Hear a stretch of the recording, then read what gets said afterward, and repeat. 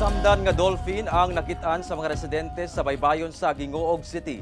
Apan bisa na sa pagtabang sa mga residente o mga opisyalis ang namatay rasab ang maong dolphin paglabay sa pipila ka oras. Ang detalye sa report ni James Paulo Yap.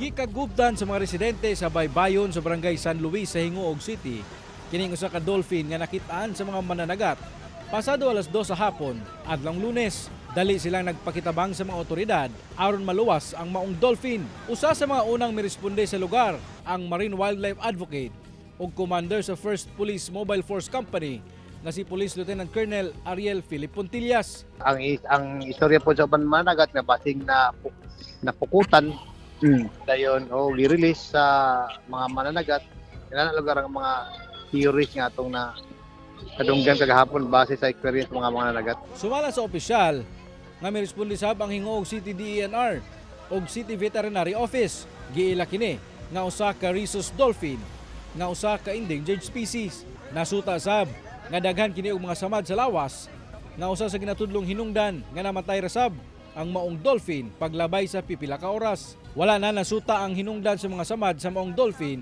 ug gilubong rasab kini sa lugar. Nakita na ko kung nato nga mga klase nga isda kaya lagi nila.